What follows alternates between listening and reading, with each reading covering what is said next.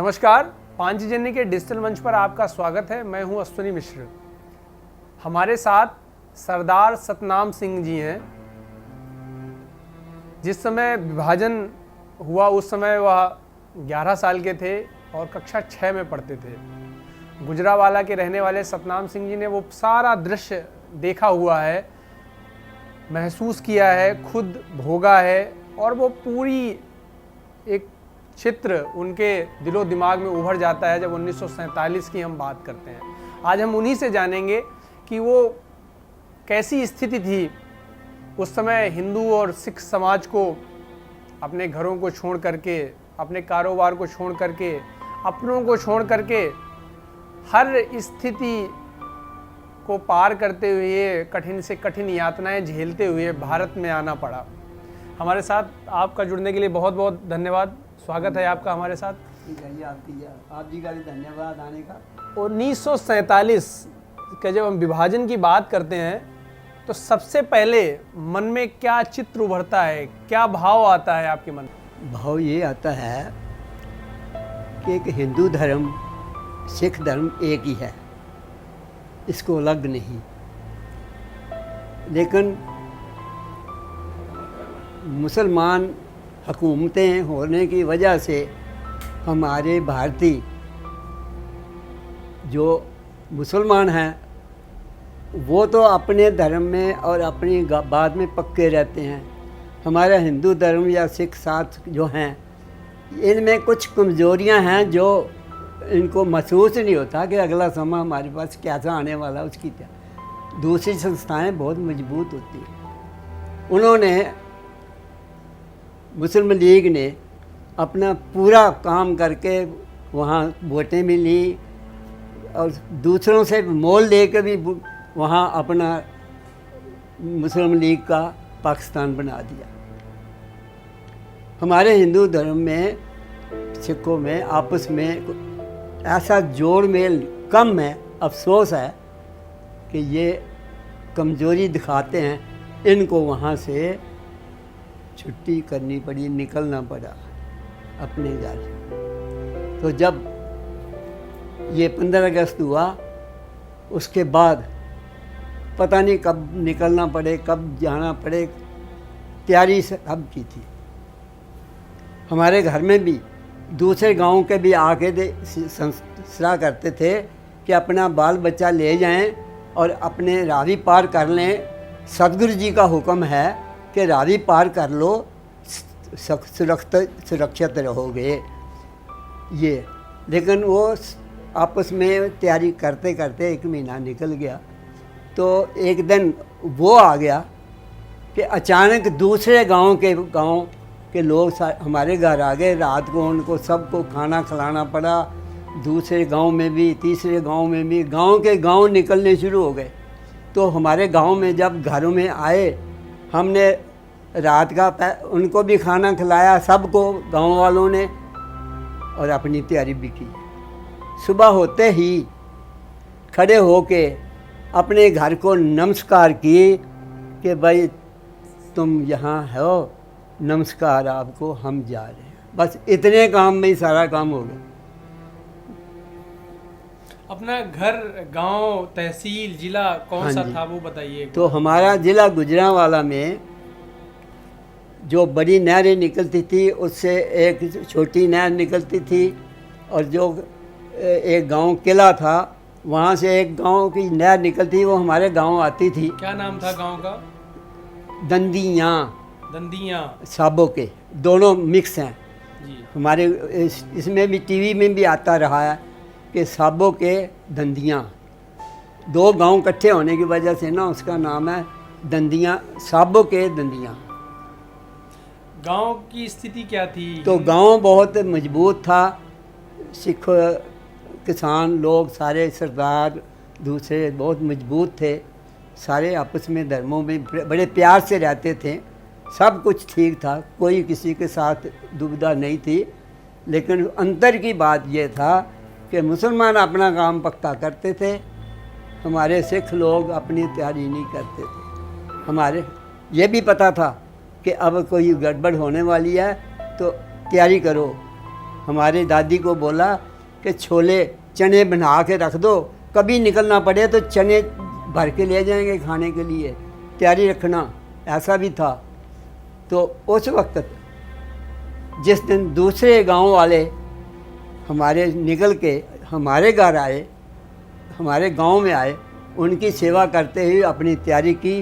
रात रात में किसी ने ज़मीन से अपना सोना चांदी निकाला, किसी ने कहीं से निकाला, कहीं से कहीं निकाला, सब निकाल के सुबह तैयार हो के खाना वाना खा के साथ ले के तो घर से नमस्कार करते हुए घर से निकल आए। बाद में उधर क्या देखना। आप कितने भाई बहन थे? तो मेरा बड़ी बहन थी मेरी, और मैं उस वक्त 11-12 साल का, 6 में पढ़ता था। घर कैसा था आपका? बहुत बड़ा था, और उसमें बड़ा घर था। हमारे दादों के 3 घर थे, वो भी इकट्ठे थे, छत इकट्ठी थी, पूरी लाइन में घूम आते थे छत में, इतना बड़ा घर था। हाँ, और सारे गांव में हमारे पूर्वजों की बहुत इज्जत थी। जितने किसान भी भाई थे ना, सिख भी, वो भी इज्जत करते थे। सारे हमारे देखने में आया है, हम देखते रहे हैं हम। तो हमारा वहाँ गुरुद्वारा था, गुरुद्वारे के साथ मंदिर था, तो मंदिर के साथ फिर मस्जिद वहाँ 2 थी वहाँ, क्योंकि मुसलमान अपना काम बाहर अलग थी, गांव में अलग थी। तो ऐसा वातावरण में जब टाइम आया तो घर छोड़ के निकल पड़े। सिर्फ खाना बांध के एक दिन का साथ लाए। पैदल चलते चलते ये गांव जो है हमारा, आपको जैसे बताया है ना कि जो उसका नाम था गुजरांवाले के साथ, वहाँ भी निकलती थी बड़ी नहर, उससे छोटी, फिर उससे छोटी ये किला जिला हमारे गांव में आती थी। उसी का चिनाब का पानी था, तो वो आता था। कैसे कैसे मतलब एकदम पता चला आपको कि आज रात निकलना है सबको, आज निकलना है सबको यहाँ से? तो क्या तैयारियाँ थी, क्या ऐसा माहौल बनना? हमारे सदगुरु जी का कहना था, 1 महीना पहले, 1.5 महीना पहले बता दिया था कि आप तैयारी करो, आपको रावी पार करना होगा, जो रावी पार कर लेगा आराम से अपना इज्जत लेके आ जाएगा। लेकिन हमारे लोग बहुत इतने जल्दी, उनका सदगुरु जी का जो कहना था ना, बड़े पैमाने पर ऑल इंडिया में होला महल्ला होता है ना, होली का मेला, उसमें बोला था सदगुरु जी ने कि अब आप बाल बच्चा अपना लेके रावी पार कर लो तो सुरक्षित रहोगे। वो बॉर्डर था ना। हाँ जी। तो उस वक़्त जब निकले, बड़ी कोशिश की थी। हमारे गांव, हमारे घर में मीटिंग होती थी, हम सुनते थे बच्चे, तो कि कैसे जाना है। उन्होंने बोला कि ऐसे ऐसे जाना। तैयारी करते रहे हैं, निकले नहीं। ये अफसोस। तैयारी थी लेकिन निकले नहीं। तैयारी करते रहे हैं कि अपनी तैयारी करो। सारे लोग जो किसान लोग थे वो ये कहते थे हमारे पूर्वजों की बाप दादे की ज़मीन है, हमारे को कौन निकाल सकता है, हमारे जड़ें पताल में लगी हुई हैं, हमारे को कोई नहीं उखाड़ सकता। वो नहीं मानते थे किसान सरदार लोग जो अपने थे। मुसलमान सारे तैयार बैठे थे। वो तो जहाँ उन्होंने बोला मारगिर भी कर लिया, खीन भी कर लिया वो तो, लेकिन वो तैयार थे। इनको सदगुरु जी ने बोल दिया था कि रावी पार कर लो, सुरक्षित हो जाओगे। चलो हो गया, समा आ गया। जब दूसरे गांव वाले आए रात, यहाँ उनको खाना खिलाया, सबको खिलाया, तो अपनी भी तैयारी की। ज़मीन से जो रखा हुआ था सोना चांदी जबार कर रात रात निकाला हमने अपने। तो सुबह लोगों के लिए भी, अपने लिए भी, रास्ते के लिए भी हमारी दादी ने खाना बनाया। हमारे 3 घर इकट्ठे थे, उनकी छत इकट्ठी थी। एक तो साथ वाला घर है, एक हम था, वो बड़ा दादा था, बीच में दूसरा वो तो हमारा भी दादा था। आपस में सक्के भाई थे। तो ऊपर से छत हमारी इकट्ठी थी, इकट्ठे एक दूसरे घर। तो इसलिए घरों को नमस्कार की, सुबह सुबह खाना वाना खा के ले गए, जो उठा सके सोना चांदी जो लिया गया ले लिया, चलते बने। सुबह चलना शुरू होगा, सारे दोपहर चलते चलते रात रावी के पीछे एक गांव था, वहाँ सारे लोग, हज़ारों लोग वहाँ दूसरे गांव में ठहर गए। उस वक़्त भी कुछ हुआ कि जो रावी का छोटा किनारा था, अगली सुबह को जब हम उस गांव से आगे निकल गए तो गांव का रावी के पास निकले तो छोटा जो था ना पानी का रावी का, वो पार किया। पीछे से मुसलमानों ने हमला किया और उनसे झगड़ा भी हुआ, लेकिन वहाँ मारपीट नहीं वो कर सके, उनको भगा दिया, तो वो उनकी पेश नहीं जाने दी। तो फिर रावी में आ गए। एक छोटा रावी का नदी का किनारा था, इधर पानी आता था, वो पार कर लिया। तो कुछ लोगों ने आगे बेड़ी खड़ी थी, वो कुदरत बेड़ी वहाँ खड़ी थी, तो उसे ऊपर चढ़ के एक ही बार गई है शाम को, बाद में नहीं वो आई। कुछ तैर के चले गए, कुछ चले गए, बाकी सारे वहाँ, उधर भी छोटी नदी है, इधर बड़ी नदी है, तो बीच में सारी हज़ारों लोग बैठे रहे। तो रात थोड़ी सी बारिश हुई, सुबह देखा कि रावी का पानी ऊपर आ रहा है, पानी चढ़ गया। फिर हम 7 दिन इतने पानी में, जितने लोग उस दिन सूखे में आगे चले गए, उनका सामान सारा पड़ा था, सरदारों का भी तो गरीबों का भी, सबका सामान पड़ा था। जो ले गए चले गए वहाँ, नहीं तो बाकी वहीं पड़ा।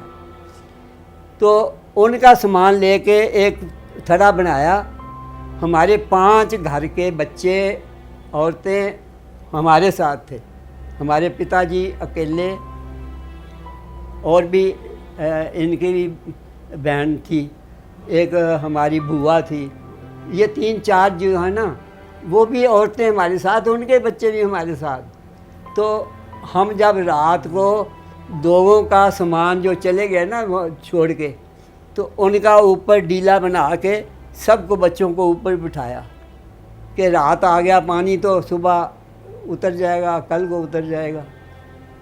वहाँ बैठ के उस दिन ही खाना खाया, वहाँ ही जो लोग छोड़ गए ना खाना माना उन्हीं से बना के वहीं से खा के कुछ अपना जो था वो खाया।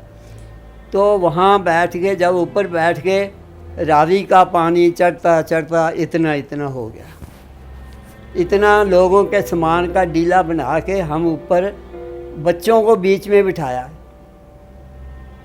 3-4 घर के बच्चे, किसी के 4 किसी के 3, तुम्हारी भी माता साथ ही थी, और मतलब 4 लेडीज़, और उसमें थे जो दूसरे लोग तो हमारे साथ आदमी, उन्होंने तो उसी शाम को ना फटाफट देखा कि बेड़ी खड़ी है, भाग बीच में चढ़ गए।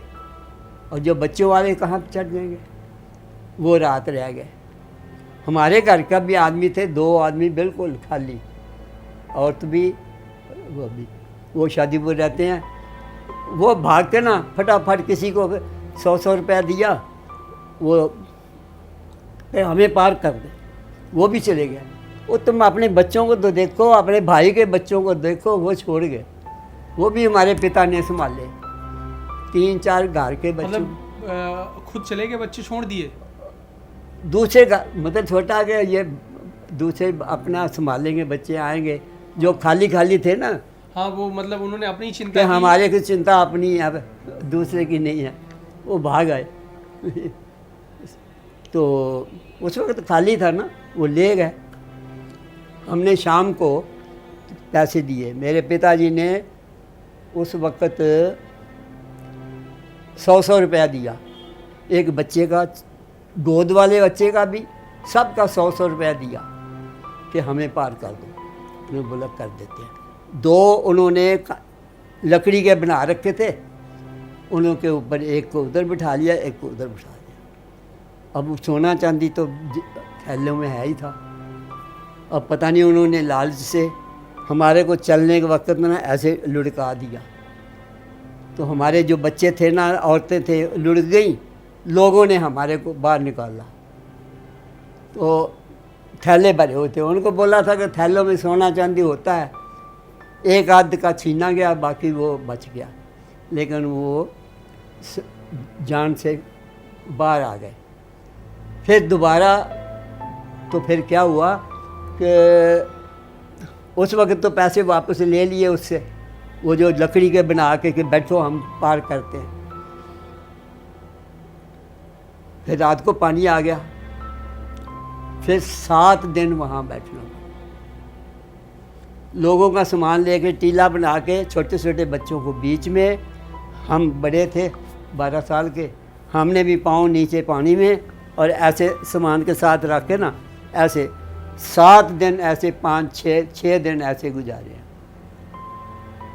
पड़े रहो, जब पानी का प्यास लगनी तो वही गंदा पानी नदी का घूट पी लो, चुप करके बस भगवान का नाम लो। सारे पता था पीछे से लाशें आ रही हैं, वो गई है, वो जा रही है रावी नदी में।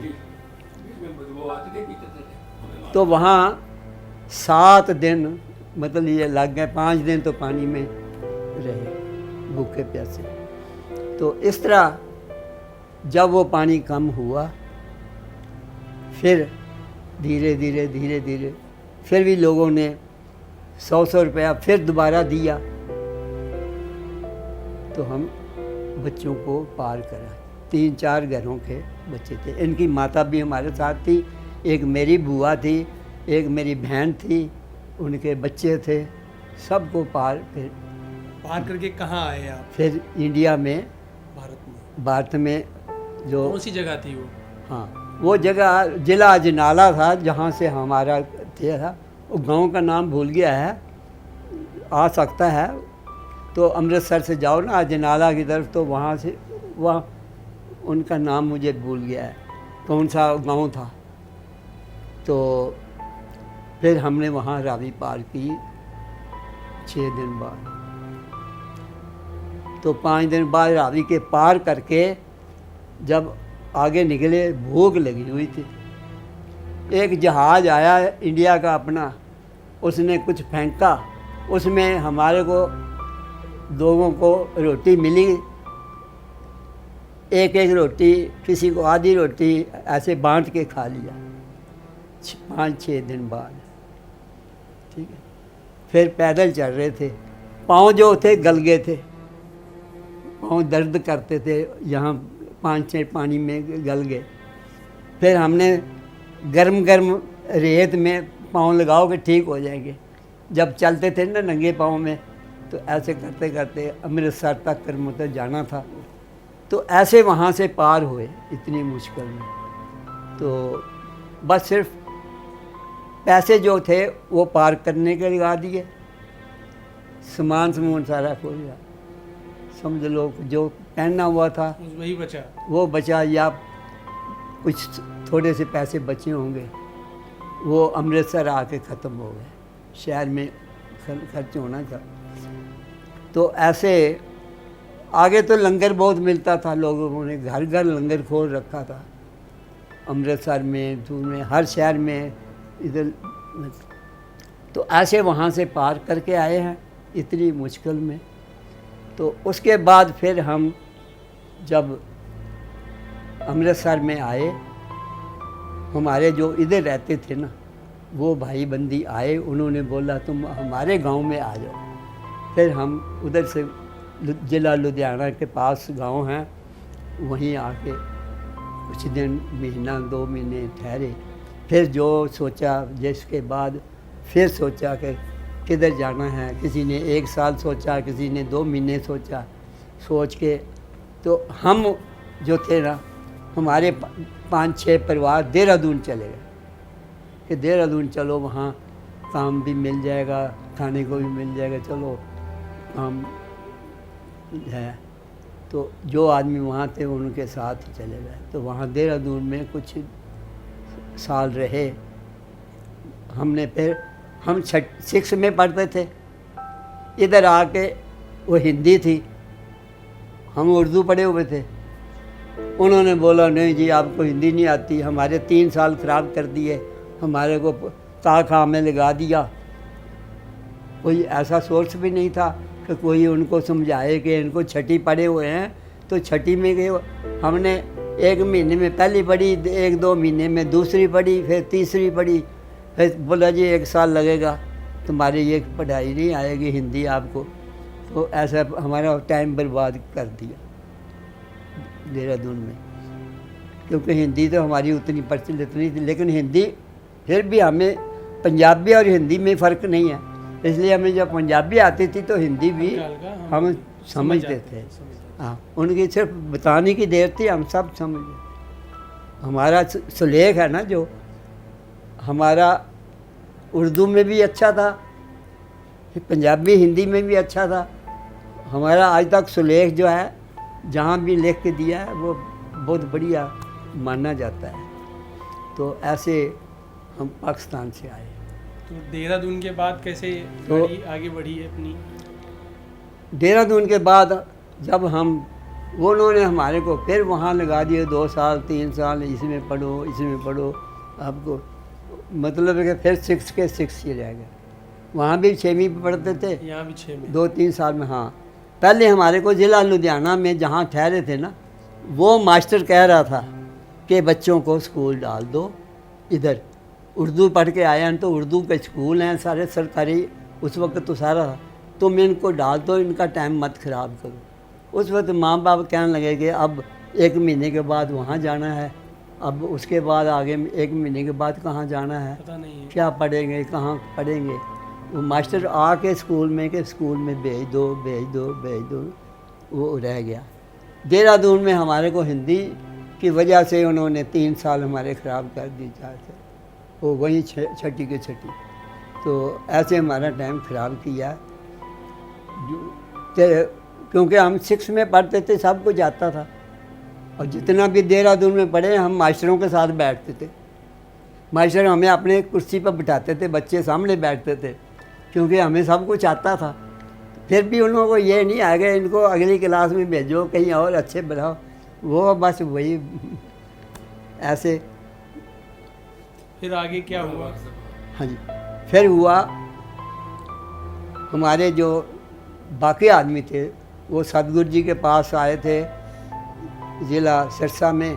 सिरसा से दिल्ली आ गए, दिल्ली आके यहाँ से फिर हमारे जो मामा जी हैं ना, इधर ही पुणे में रहते हैं, तो वो हमारे देहरादून को मिलने गए। वो कहने लगे कि आप ना करो दिल्ली आना है, दिल्ली आ जाओ। वो मुझे अपने साथ ले आए, हमारे माता पिता उधर ही रहे।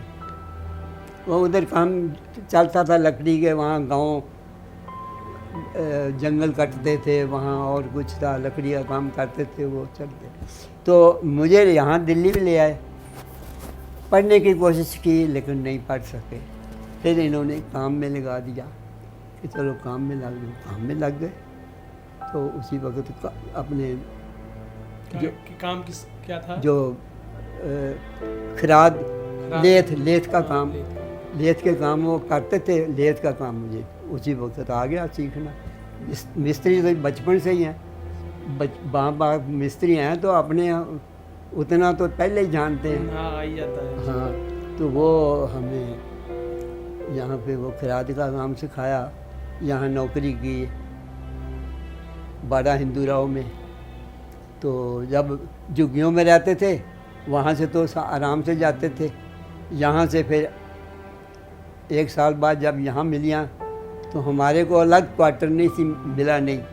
फिर भी हमने कोशिश की कि हमने उतनी जगह अपनी ले ली, क्वार्टरों के अलावा भी जो हम बैठ गए। तो यहाँ इस बैठे हैं। तो ऐसे जो है दिल्ली में आके अपने काम में लग गए। तो उस पूरे दृश्य को याद करते हैं आप पार्टीशन के, तो क्यों लगता है कि ऐसा हुआ और क्यों भागना पड़ा? ये दृश्य जो है हम बचपन में भी जो अपनी सिख धर्म की भाषा पढ़ते हैं ना, हमारे साथ ही मुसलमानों ने क्या किया, ये हमारे बचपन में भी हमने पढ़ा, पता भी है। पंजाब का जो भी माता पिता भाई बहन सब जितने लोग हैं ना, वो मुसलमानों की मार खा खा के ना ये जानते हैं कि अपने भाइयों की सेवा करनी है। वो शुरू में लंगर लगा के खिलाओ पिलाओ, किसी काम की कमी नहीं रहने देते। वो हमेशा मदद करते आ रहे थे। इधर आके फिर कोई दुखी नहीं हुआ। जैसा कि आपने सुना, हमारे साथ सतनाम जी थे और बता रहे थे कि कैसे उनको एक सप्ताह तक एक स्थान पे ही रहना रहा और परिवार को उन्होंने कठिन से कठिन स्थितियों में बचाया, संभाला और फिर भारत में लेके आए। बहुत विपद परिस्थितियां देखी, कठिन से कठिन हालात देखे, काम किया और यहाँ तक आज आ पाए हैं। ऐसी एक नई कड़ी के साथ हम फिर आपके साथ हाजिर होंगे। नमस्कार जी। आप या आपके आसपास भी कोई ऐसा व्यक्ति या कोई ऐसा परिवार हो जिसने विभाजन की विभीषिका झेली हो, उस दंश को देखा हो, उसकी पीड़ा बर्दाश्त की हो, तो वो भी हमारे साथ अपना अनुभव साझा कर सकते हैं। हम उसे अपनी इस श्रृंखला का हिस्सा बनाएंगे।